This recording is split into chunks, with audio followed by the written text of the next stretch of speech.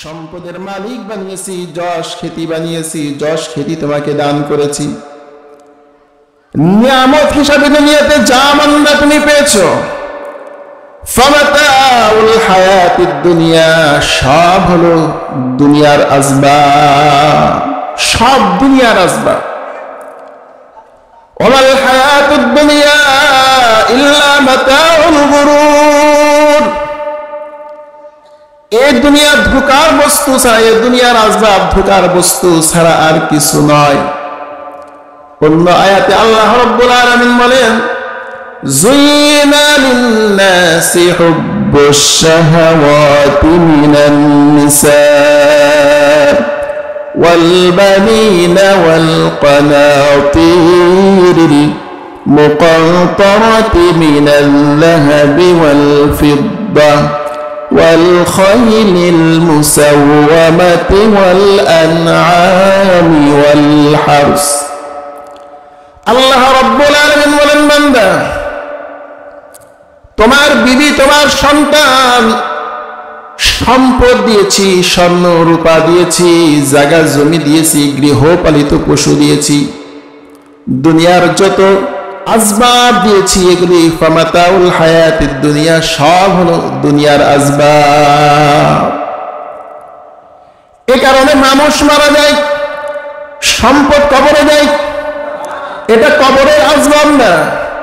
মানুষ মারা যায়, তার সম্মান, যশ খ্যাতি, তার পদ পদবী, এগুলি কবরে যায়, তার কারণ এটা হলো দুনিয়ার আসবাব। বাবা মারা গেলে সন্তান দুনিয়াতে কবরে দেয়, মা মারা গেলে সন্তানকে কবরে দেয়। আল্লাহ তাআলা বলেন এগুলি দুনিয়ার আসবাব, এই কারণে কবরে যায় না। কোটি কোটি টাকার স্বর্ণের মালিক, কোটি কোটি টাকার জমিনের মালিক, ব্যবসা বাণিজ্যের মালিক, আসবাবের মালিক, মানুষ মৃত্যুবরণ করলে কিছুই কবরে যায় না।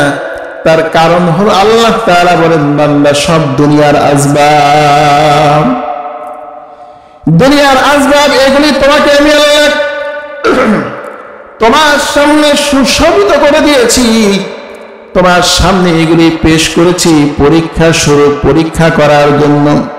দেখবো বান্দা দুনিয়ার আসবাবে বান্দা আমাকে মনে রাখো না আমি আল্লাহকে ভুলে যাও।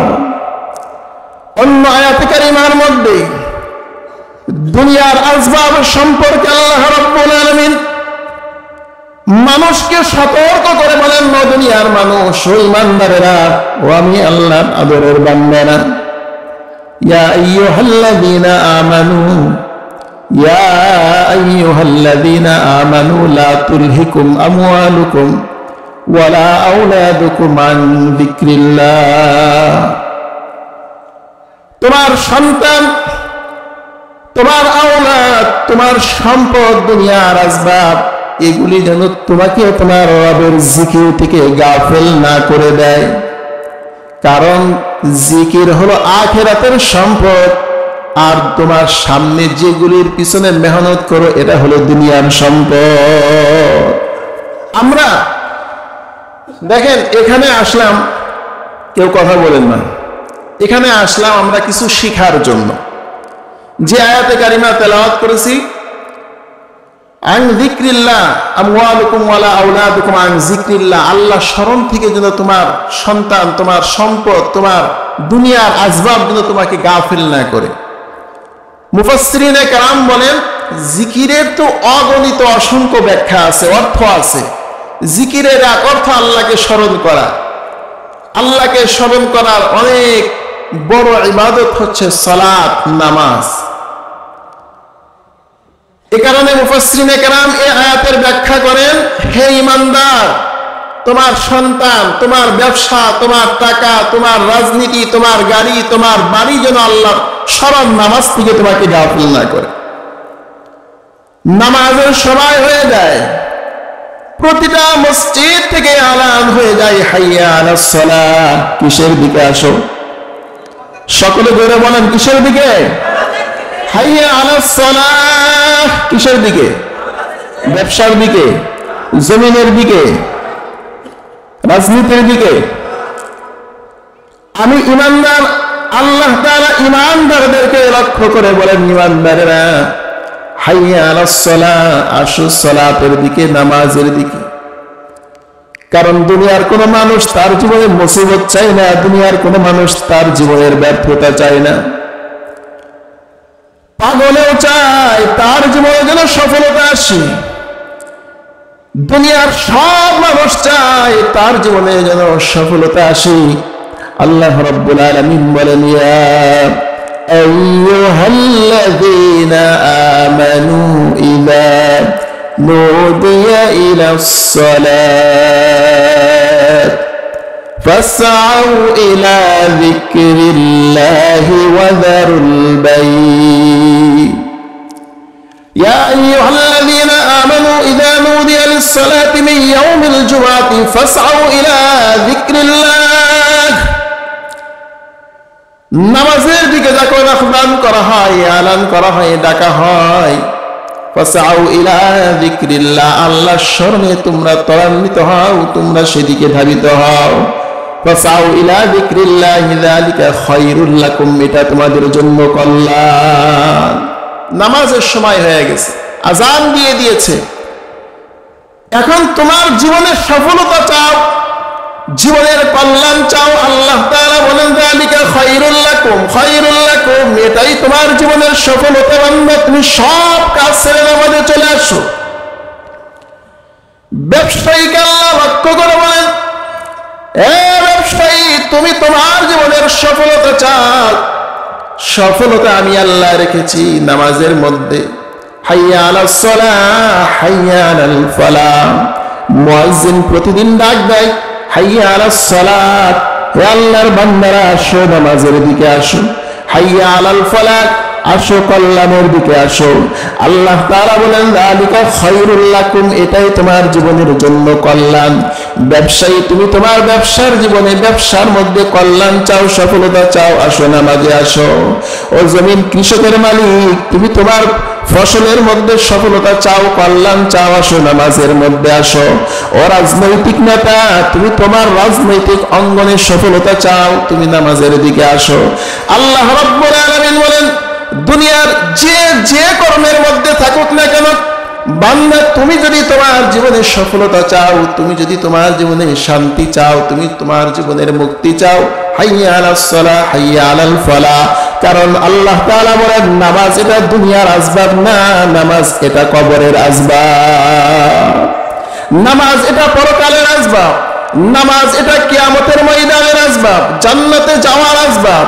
এই কারণে আল্লাহর হাবিব সাল্লাল্লাহু আলাইহি ওয়াসাল্লাম বলেন, আউয়ালু মা ইউহাসাবু বিহিল আবদু ইয়াউমাল কিয়ামাতিস সালাত, কিয়ামতের দিন সর্বপ্রথম বান্দার কোন আমলের হিসাব না হবে? সকলে জোরে বলেন, কোন আমলের হিসাব না হবে? প্রতিটা মসজিদ থেকে আযান হয়ে যায়, কৃষক তার কাজ ফেলে মসজিদে আসতে পারে না, কারণ দুনিয়ার মহব্বত। মসজিদে আযান হয়ে যায়, সংসার ছেড়ে নামাজে আসতে পারে না, সংসারের মহব্বত, সন্তানের মহব্বত, বিবির মহব্বত, রাজনীতির মহব্বত, ব্যবসার মহব্বত, অর্থের মহব্বত, সম্মানের মহব্বত, দুনিয়ার মহব্বত। এই কারণে আল্লাহর নবী বলেন, হুব্বুদ দুনিয়া রাসু কুল্লি খতিয়া, যত গুনাহ, যত অপরাধ, সবকিছুর মূল হলো এই দুনিয়ার মহব্বত। এই যে দুনিয়ার পিছনে এত মহব্বত, এত ভালোবাসা, এত প্রেম, এখন যদি আমি মৃত্যুবরণ করি, আমার সাথে কে যাবে? মানুষ মৃত্যুবরণ করার সঙ্গে সঙ্গে এই দুনিয়ার আসবাব, গাড়ি বাড়ি, যশ, ক্ষমতা, রাজনীতি, মানব রূপে এসে মৃত্যু ব্যক্তির সামনে দাঁড়িয়ে যাবে, ডাক দিয়ে বলবে, বন্ধুরে, দুনিয়ার জীবনে তোমাকে অনেক সম্মান করেছি, তোমার খেদমত করেছি, মৃত্যুবরণ করেছো তুমি, আজ থেকে তোমার সঙ্গে আর কোনো দেখা হবে না, বিদায় নিয়ে নিলাম, আর কোনোদিন তোমার সঙ্গে মোলাকাত হবে না। এই জন্য তো যারা চেয়ারের মালিক মৃত্যুবরণ করার পরে চেয়ার থেকে যায়, মালিক চলে যায়, চেয়ার নিয়ে যায়। যারা জমিনের পাগল ছিল, মৃত্যু হয়ে গেছে, জমিনের মালিক কবরে চলে যায়, জমিন রেখে যায়, সন্তানের মহব্বতে যারা আল্লাহকে ভুলে গিয়েছিল, মৃত্যুর পরে সন্তান থেকে যায়, বাবা চলে যায়।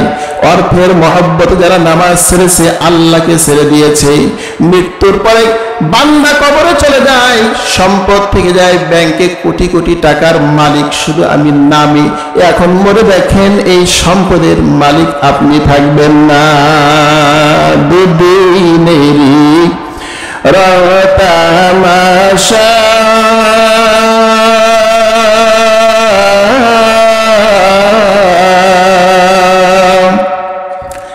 আর যত স্বপ্ন আশা দুদিনেরই রতামাশা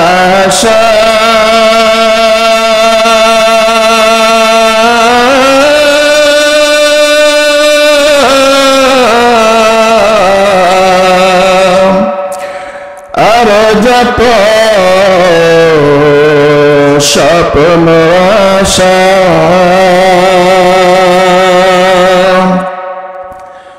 সবাই বৃথা যাবে, সবাই বৃথা যাবে, শেষ ঠিকানা মাটির ঘর তুমি করলা গিয়া করলা রে বাড়ি।